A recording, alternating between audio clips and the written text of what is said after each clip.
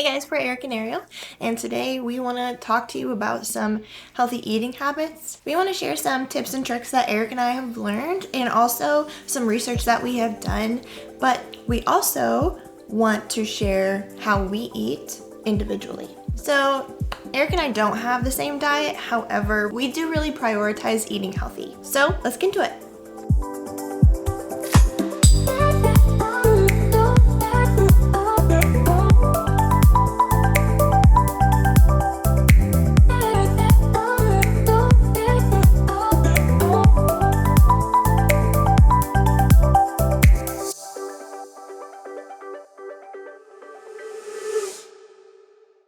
I think we all know that there are a ton of different diets out there, ranging from eating only 500 calories a day to maybe really nasty pre-made foods, or even expensive foods that are delivered to your door, or just a fad diet. These don't actually ever stand up to their promises. When someone does complete one of these diets, most of the time, all of the weight that they lost is just gonna be put right back on right after the diet.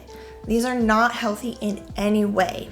So I'll be honest with you, if you are planning on losing weight, it's gonna be a slower process than you might think. It's only ever healthy to lose a maximum of 1 to 2 pounds a week to sustain a healthy weight loss. We are going to show you how you can still enjoy the foods that you like, but also lose weight along with it. Diets like keto, Whole30, and even juice cleanses are so dangerous to your body because they do limit nutrients that you should be getting from different foods. And this puts you in a nutrient deficiency. Besides that, it's basically telling you to cut out all of your bad foods all at once, and that's not going to be easy for you to do either. Cutting so many foods at one time or one point is going to make your diet or eating healthy so much more difficult. There's a study done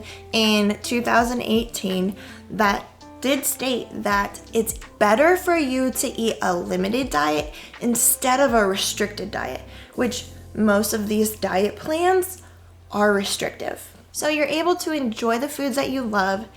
You just need to adjust how often and how much. Diet is about so much more than just a number on a scale. But at the same time, obesity is still a problem in America, and you guys all know that.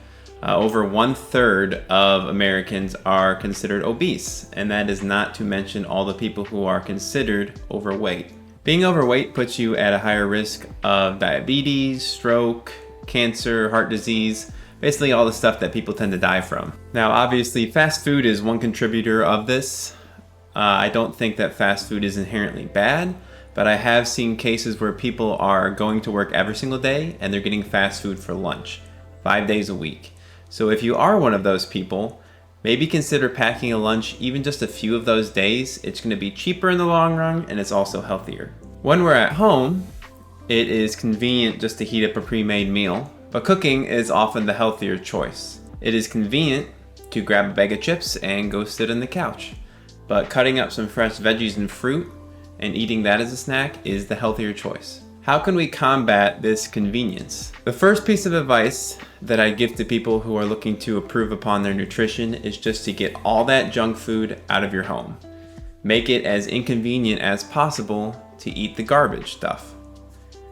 If you don't have the junk food in your home and you're having those cravings, oftentimes you'll find something to fill that craving that is a little bit healthier for you. Getting the crappy food out of my kitchen was the real turning point in my nutrition.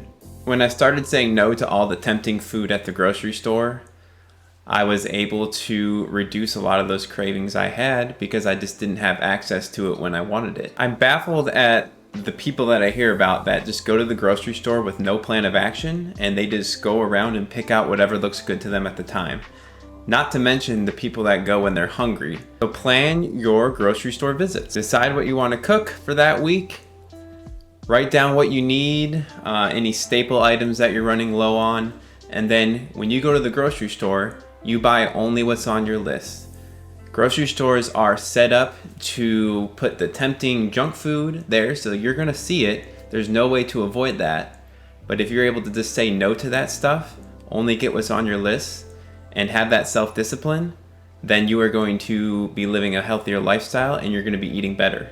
It's not easy to do, but it is simple. So another bad food that many people have in their diets is actually soda and any other sugar beverage. Soda by itself can cause a 48% increased risk for just heart attack and stroke. Now, if you are eliminating soda from your diet, you'll be amazed at how much you can actually lose if you're not just drinking your calories. So instead of drinking all of these drinks with a bunch of calories, you should just stick with water. I know a lot of people don't necessarily like water, but the more you have it, the more you're gonna get used to it. So drinks like sports drinks, coffee beverages, juices, and even flavored water, they all have a ton of calories already packed in, and that's just calories that you're just drinking away. Now let's talk about refined carbs. Now I myself love pizza, bread, pastas, and all the sweets that I can find, but it's not necessarily the best for me.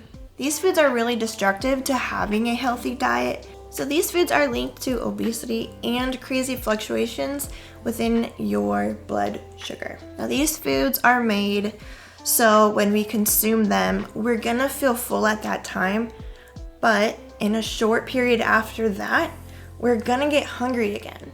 This is because these foods are really low in fiber and they pass very quickly through our stomach. These have also been linked to type 2 diabetes and even heart disease. All right, let's talk about what we can eat. So I'm gonna mention a few foods that Eric and I both enjoy, but I also left a link down in the description for you to look at some more healthy food choices. One of the best foods that we both consume a lot are eggs.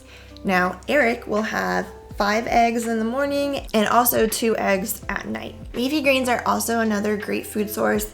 I tend to add a ton of spinach when I'm making my eggs, and Eric also uses spinach and kale every time he makes a smoothie. Personally, I think that meal prepping has made it a lot easier for Eric and I to eat healthier.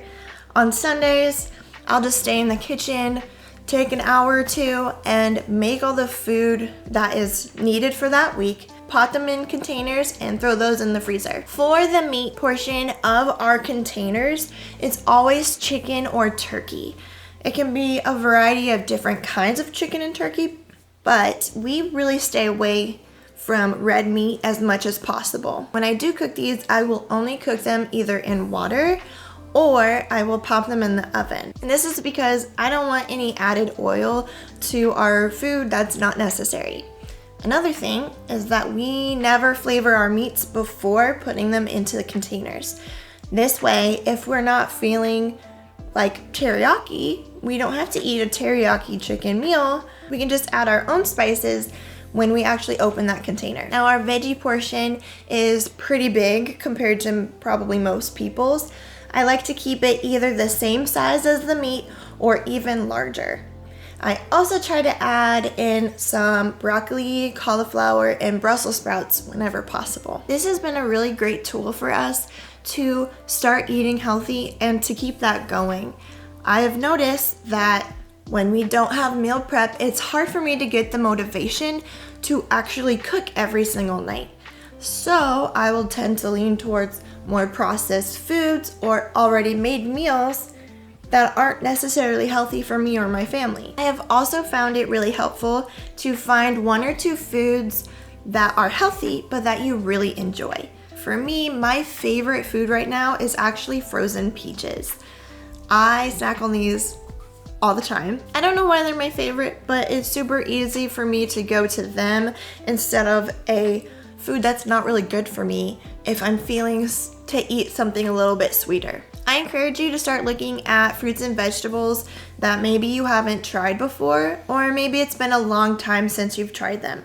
You might be surprised at how many you actually like, and maybe you can find a new favorite food. So let's talk about our personal diets. So for me, my diet might seem sort of extreme and restrictive to a lot of people, but I really don't feel like it is.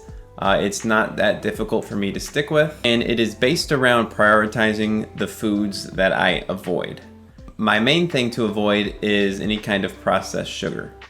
So this means obviously no soda, no juices, no candy, no sweet cereal, anything like that. And I also keep a close watch on what kind of carbs I am getting. The second priority for me is to limit my sodium intake.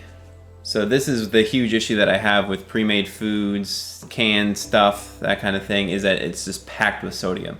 And I didn't realize that until I started watching out for my sodium, and I was just blown away by the amount of sodium that they can pack into these things. So what can I eat? I eat between the hours of noon and 9 p.m. each day, but in that time I do try to pack in a whole lot of calories. I strive for a diet that has a lot of protein, a lot of fat, and just made of a lot of whole foods. I get a whole lot of calories in the form of a smoothie that I make every single day, and in that smoothie I put all of the stuff that I really don't like eating normally, and I can mask that flavor pretty well. So I'll put carrots, cauliflower, broccoli, kale, spinach, all that stuff in, but with some good fruit and some peanut butter for more calories. I hardly even taste those, and it actually tastes quite good. Apart from the smoothie, throughout the day I only really drink water and coffee, so it seems kind of bland, but I love both of those things. I eat 2 meals every day, but they are very big meals. The first meal that I eat is based around a lot of eggs. Eggs are my favorite food, but I do try to make them both tasty and healthy. I'll add some leafy greens to them, and I have a little pepper medley that I cut up, and I'll add that to it as well. For dinner, I try to at least have some sort of meat, so some chicken, turkey, fish, and with that I will also try to have another portion of veggies.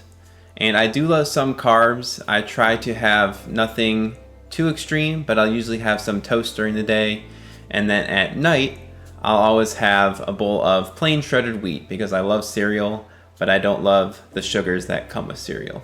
My diet is definitely not something that I would say everyone should do, especially if you're trying to lose weight, but it does work for me and for my goals, and I have a lot of energy through the day. I feel pretty much good every single day. I don't get sick very often, and I feel like I am getting everything that I need for my body, and I'm not deficient in anything. And it's definitely not perfect though. I'm always looking for new foods to add, but I'm pretty proud of the diet that I have. Now I'm definitely more relaxed when it comes to my diet compared to Eric. However, I think that I'm probably more strict than most people that I even know. I have had a really bad relationship with food for a pretty long time. This started out with emotionally eating when I was really stressed, and that led to a food addiction where I would stuff my face if I, was really wanting something, but we didn't have it in the house. I would try to fulfill that need that I thought I had by eating all this food. So a lot of the time I would either feel sick or I would even throw up. Other times I actually made myself throw up because of the guilt and shame that was carried along with eating that much food. So now I see a therapist to help me with my binge eating, and eating looks a lot simpler to me now.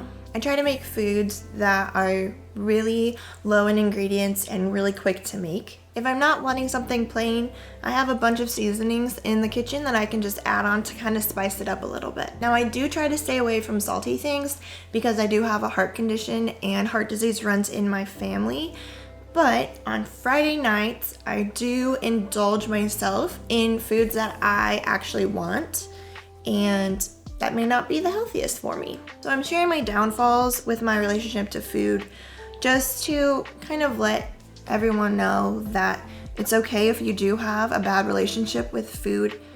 A lot of people do, and they just won't say it out loud. The people who do eat a lot of healthy foods can still have a bad relationship of food, but just have a good way of hiding it. And I don't really want anyone to feel alone in that way. So thank you guys again for watching this video. Please like and subscribe. We have new videos out every Thursday. Comment below if you have any tips for good diet ideas or any questions you have about our diets. We'd love to answer those for you as well. See you next time. See ya.